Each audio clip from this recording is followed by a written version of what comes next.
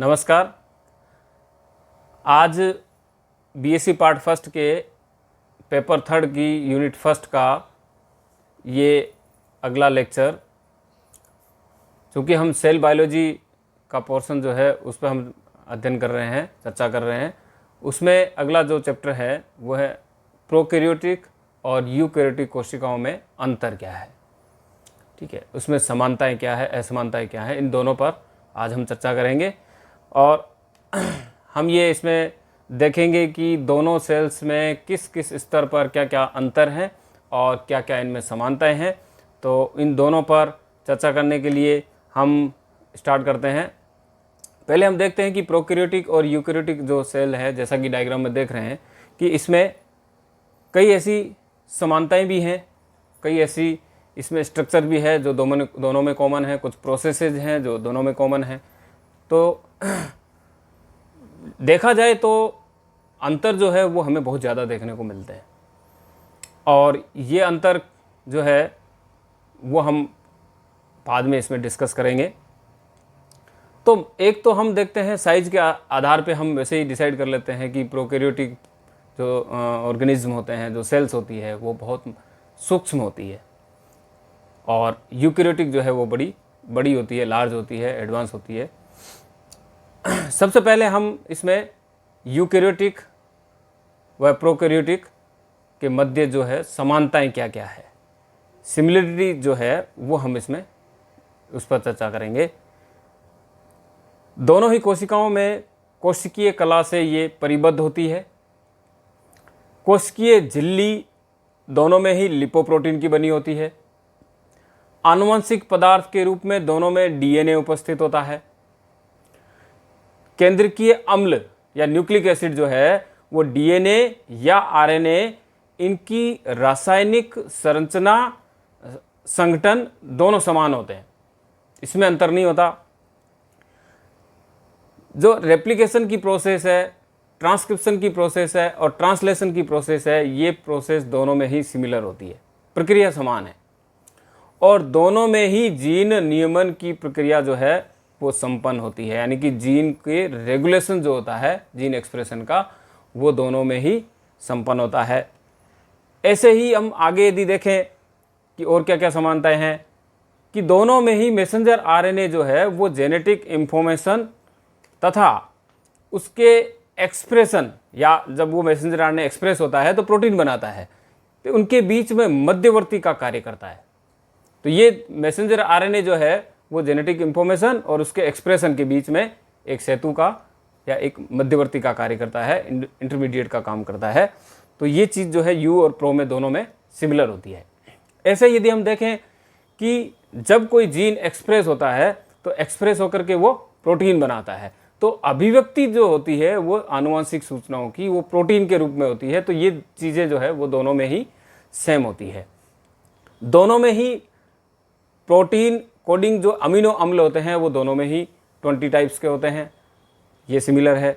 ऐसे ही genetic code जो है वो टोटल तो 64 होते हैं, उसमें से 3 जो है वो नॉनसेंस कोडोन जिसे हम कहते हैं, या स्टॉप कोडोन जिसे हम कहते हैं, तो दोनों में ही वो सिमिलर होते हैं, ओकर, अंबर और ओपेल, UAA, UGA और UAG, ये दोनों में ही सिमिलर होते हैं। और पीछे जो 61 जो कोडोन बचते हैं वो भी दोनों में सिमिलर होते हैं। ऐसे यदि और आगे यदि समानताएं हम देखें तो ट्रांसफर आरएनए को देखते हैं, तो ट्रांसफर आरएनए की स्ट्रक्चर जो होती है वो दोनों में सिमिलर होती है। ऐसे यदि कोई मेटाबॉलिक जो पाथवेज होते हैं, जैसे ग्लाइकोलाइसिस है या TCA साइकिल जो है, ये भी दोनों में सिमिलर होते हैं। तो ग्लाइकोलाइसिस हम जानते हैं कि ये साइटोप्लाज्म में होता है, तो दोनों में ही साइटोप्लाज्म में होता है। ऐसे ही आगे यदि हम देखें और सिमिलरिटीज़ की जो एनर्जी मॉलिक्यूल्स होते हैं, तो उसके रूप में दोनों में ही ATP जो है वो एनर्जी मॉलिक्यूल के रूप में कार्य करता है। और ATP का जो उत्पादन होता है वो दोनों में ही प्रोटॉन ग्रेडियंट के कारण होता है। तो प्रोटॉन का ग्रेडियंट मेम्ब्रेन के दोनों ओर क्रिएट होता है, तो उसकी वजह से ATP का जनरेशन होता है। तो ये प्रोसेस जो है वो दोनों में सिमिलर होती है। दोनों में ही फोटोसिंथेसिस की क्रिया संपन्न होती है, और जिसमें लाइट रिएक्शन और डार्क रिएक्शन जो है तो वो पाई जाती है। अब फोटोसिंथेसिस हम जानते हैं कि फोटोसिंथेटिक बैक्टीरिया भी होते हैं, उनके अपने फोटोसिंथेटिक पिगमेंट होते हैं, बैक्टीरियो क्लोरोफिल, ठीक है। हाँ, पिगमेंट्स जो है वो डिफरेंट हो सकते हैं, क्योंकि यूकैरियोट्स में यदि प्लांट सेल में देखते हैं तो पिगमेंट्स केवल क्लोरोफिल होते हैं। तो इस प्रकार ये जो है सारी समानताएं जो इसमें देखने को हमें मिलती है। लेकिन इन्हीं समानताओं के साथ साथ जो डिसिमिलरिटीज जो है, असमानताएं जो है, वो हमें बहुत ज़्यादा देखने को मिलती है। तो अब हम देखते हैं कि इनमें असमानताएं क्या क्या है। अब हम यदि इसको सीक्वेंस से देखें तो नाम जो है प्रोकैरियोट्स और यूकैरियोट्स, तो प्रो यानी प्री और कैरियोन यानी न्यूक्लियस, तो आद्य न्यूक्लियस। और ऐसे यूकैरियोट्स में होता है यू यानी ट्रू और कैरियोन यानी न्यूक्लियस यानी ट्रू न्यूक्लियस। तो ये डिफरेंस हो गया नाम से। तो इसका मतलब ये हुआ कि प्रोकैरियोट्स ऑर्गेनिज्म या प्रोकैरियोटिक सेल्स होती है वो आद्य होती है, प्रिमिटिव होती है, और यूकैरियोटिक एडवांस होती है। सामान्यतः प्रोकैरियोटिक ऑर्गेनिज्म एक कोशिकीय होते हैं और यूकैरियोटिक ऑर्गेनिज्म जो है वो बहुकोशिकीय होते हैं। यदि हम इनकी सेल साइज पे जाएं तो सामान्यतः ये बहुत सूक्ष्म होती है, वो 1 से लेकर के 10 माइक्रोमीटर तक होती है। लेकिन यदि हम इधर यूकैरियोटिक सेल को देखें तो ये काफ़ी लार्ज होती है, 5 to 100 माइक्रोमीटर तक, उससे भी बड़ी सेल्स भी पाई जाती है। दूसरा, इसमें अगला जो इसका डिफरेंस यदि हम देखते हैं तो वो है झिल्ली परिबद्ध कोशिकांग अनुपस्थित होते हैं। झिल्ली परिबद्ध कोशिकांग जो है वो अनुपस्थित होते हैं, जबकि यूकैरियोट्स में यदि हम देखते हैं तो यहाँ पर सिंगल मेम्ब्रेन और डबल मेम्ब्रेन झिल्ली युक्त कोशिकांग पाए जाते हैं। तो ये तो मेजर डिफरेंस है, एक बड़ा डिफरेंस के रूप में जो है हम जानते हैं।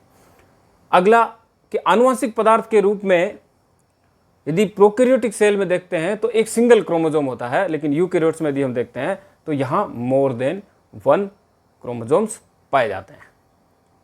ऐसे ही हम जेनेटिक मटेरियल जो है ये देखते हैं कि प्रोकैरियोटिक सेल में जेनेटिक मटेरियल साइटोप्लाज्म में फ्रीली डिस्ट्रीब्यूटेड रहता है, मुक्त रूप से वितरित होता है। लेकिन यूकैरियोटिक सेल में हम देखते हैं तो एक ऑर्गेनल डबल मेम्ब्रेन न्यूक्लियस जिसे हम कहते हैं उसके अंदर रहता है, यानी चारों तरफ से केंद्रकीय आवरण से आवृत होता है। यदि हम गुणसूत्र की बात करें तो प्रोकैरियोटिक गुणसूत्र जो है वो कोवेलेंटली क्लोज्ड सर्कुलर डीएनए होता है, CCC डीएनए उपस्थित होता है।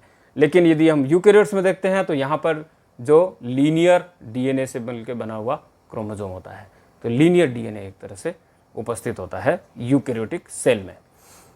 अब सेल डिवीजन की बात करें तो सेल डिवीजन जो है वो प्रोकैरियोटिक सेल में विखंडन के द्वारा या बडिंग के द्वारा, मुकुलन के द्वारा होता है। तो माइटोसिस और मियोसिस दोनों एब्सेंट होते हैं, जबकि हम यूकैरियोटिक सेल में देखते हैं तो इसमें ये माइटोसिस और मियोसिस ये मुख्यतः इसमें विभाजन पाया जाता है। केंद्रिका न्यूक्लियोलस प्रोकैरियोट्स में एब्सेंट होता है, यूकैरियोट्स में क्लियरली प्रेजेंट होता है। राइबोसोम 70S टाइप के होते हैं और इसमें यूकैरियोट्स में 80S टाइप के होते हैं। 70S में हम देखते हैं बड़ी यूनिट और छोटी यूनिट दोनों जो है वो पाई जाती है। बड़ी यूनिट जो होती है वो 50S, छोटी यूनिट 30S, ये प्रोकैरियोटिक होते हैं। और यूकैरियोट्स में 60 इसमें 80S टाइप का होता है, जिसमें बड़ी यूनिट 60S की होती है और छोटी यूनिट जो है वो 40S की होती है। ऐसे यदि हम डीएनए लेवल पर देखें कि डिफरेंस क्या होते हैं तो प्रोकैरियोटिक डीएनए जो होता है वो नेकेड होता है, ठीक है, तथा उसमें हिस्टोन अब्सेंट होते हैं। लेकिन यदि हम यूकैरियोटिक डीएनए की बात करते हैं तो उसमें हिस्टोन प्रेजेंट होते हैं और हिस्टोन के चारों तरफ डीएनए लिपटा हुआ रहता है। हिस्टोन में यदि आगे हम देखते हैं कि हिस्टोन जो है वो ऑक्टामर हिस्टोन होता है, उसमें 4 जो सब यूनिट होती है जिसकी डुप्लीकेट कॉपी होती है, तो उसके चारों तरफ जो है वो डीएनए के जो 266 बेस पे जो है वो व्रेप्ड हो जाते हैं, चारों तरफ से लिपट जाते हैं और मिल करके एक न्यूक्लियोसोम बनाते हैं। और दो न्यूक्लियोसोम, एक न्यूक्लियोसोम जो होता है उसके ऊपर एक H1 करके हिस्टोन प्रोटीन और पाया जाता है। तो ये एक मॉडल हम देखते हैं, उसमें न्यूक्लियोसोम मॉडल जो होते हैं उसमें इसकी स्ट्रक्चर को हम स्टडी कर सकते हैं। ये क्रोमोसोमल ऑर्गेनाइजेशन जो है उसमें ये आता है।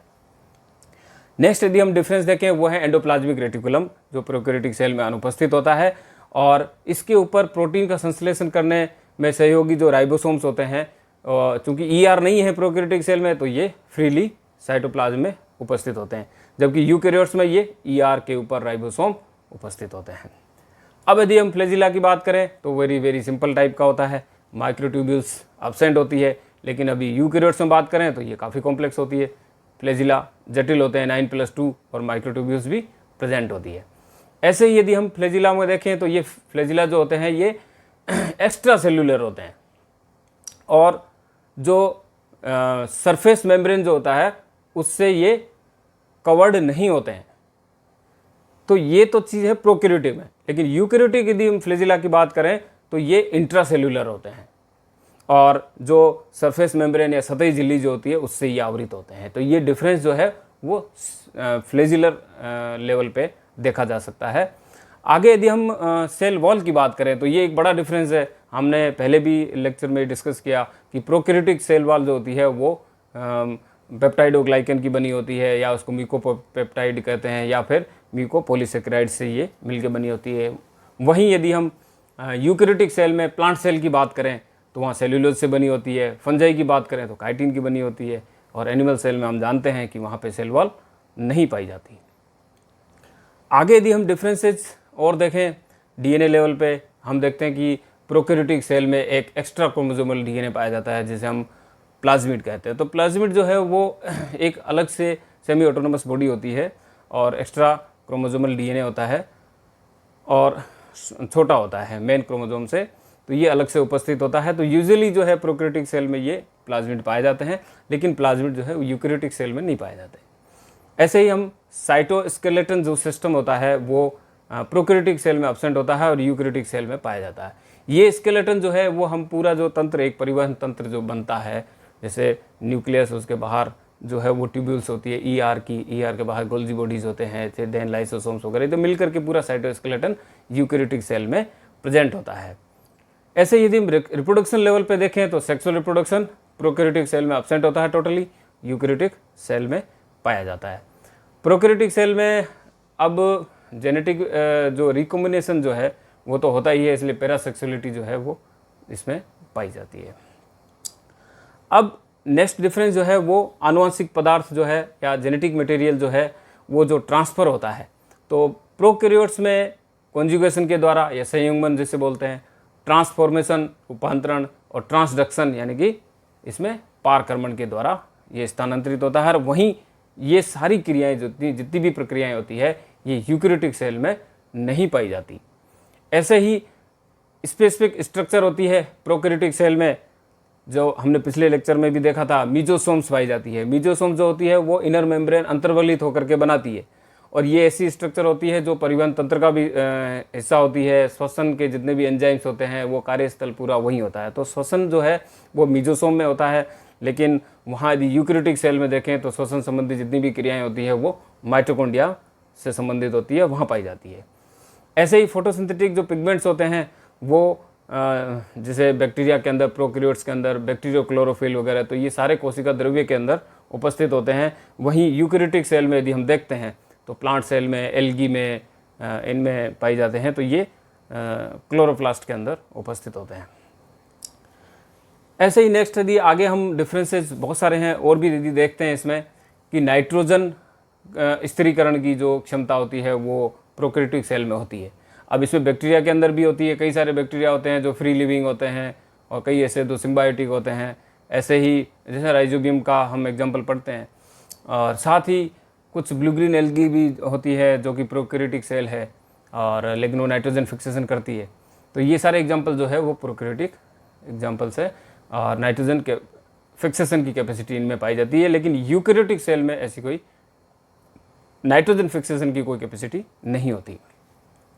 ऐसे ही एंडोसाइटोसिस और एक्सोसाइटोसिस जो है ये प्रोसेस जो है ये प्रोकैरियोटिक सेल में टोटली एब्सेंट होता है, और यूकैरियोटिक सेल में ये पाए जाते हैं, और कुछ एनिमल सेल्स के अंदर ये पाए जाते हैं। ये जो है एक्सक्रीटरी सिस्टम्स होते हैं, और जिसमें किसी भी पदार्थ के अंतर्ग्रहण या उसको कोशिका से बाहर जो है वो ले जाने की एक ट्रांसपोर्टेशन प्रोसेस है। अगला यदि डिफरेंस देखें साइक्लोसिस का, तो साइक्लोसिस प्रोकैरियोटिक सेल में नहीं होता, यूकैरियोटिक में होता है। कम्युनिकेशन सिस्टम जो है यानी एक सेल से दूसरे सेल के बीच में कम्युनिकेशन सिस्टम जो है वो प्रोकैरियोट्स में एब्सेंट होता है, यूकैरियोट्स में होता है। और जैसे दो सेल्स आपस में कई जंक्शंस के द्वारा, कई सेतु के द्वारा, कई कनेक्शंस के द्वारा आपस में जुड़े रहते हैं। सेल साइकिल की बात करें तो सेल साइकिल का ड्यूरेशन जो है वो प्रोकैरियोटिक सेल में 10 to 20 मिनट्स का होता है और यहाँ यूकैरियोटिक सेल में हम देखते हैं लगभग 24 आवर्स का होता है। अब यदि हम प्रोसेस की बात करें, प्रोटीन सिंथेसिस प्रोसेस की, उसमें ट्रांसक्रिप्शन और ट्रांसलेशन जो होता है, ये दोनों प्रोसेस जो है ये प्रोकैरियोटिक सेल में साइटोप्लाज्म में ही होती है, क्योंकि न्यूक्लियस तो होता नहीं है। तो न्यूक्लियोप्लाज्म और साइटोप्लाज्म इन दोनों का कोई अंतर नहीं है, सारा साइटोप्लाज्म ही होता है। तो इस साइटोप्लाज्म में ही दोनों प्रोसेस होती है, लेकिन एक खास बात यह है कि ये दोनों प्रोसेस साथ साथ चलती है, एटीन्यूएशन होता है।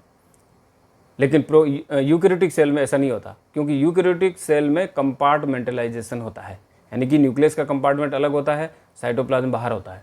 माइटोकॉन्ड्रिया का कंपार्टमेंट अलग है, क्लोरोप्लास्ट का कंपार्टमेंट अलग है। तो कंपार्टमेंटलाइजेशन यूकैरियोटिक सेल में है। तो डीएनए से जब आरएनए बनता है, ट्रांसक्रिप्शन होता है, तो वो जो आरएनए बनता है वो न्यूक्लियोप्लाज्म बनता है। वहाँ से ये आरएनए जो है प्रोसेस होकर के उस छिद्र के द्वारा, न्यूक्लियर पोर के द्वारा साइटोप्लाज्म में आता है। तो ट्रांसक्रिप्शन की प्रोसेस तो न्यूक्लियोप्लाज्म में होती है, लेकिन ट्रांसलेशन जो होगा मैसेंजर आरएनए का वो साइटोप्लाज्म में होगा। तो ये जो है अंतर यहाँ हमें देखने को मिलता है। तो इस प्रकार हम देखते हैं कि ये ऐसे बहुत सारे डिफरेंसेस जो है वो प्रो और यू के अंदर पाए जाते हैं, और जिसकी आज हमने चर्चा करी है। और इसी के साथ थैंक यू वेरी मच। और ये लेक्चर यदि आपको अच्छा लगा हो तो चैनल को सब्सक्राइब कीजिएगा और अधिक से अधिक इसको लाइक कीजिए, शेयर कीजिए। Thank you very much.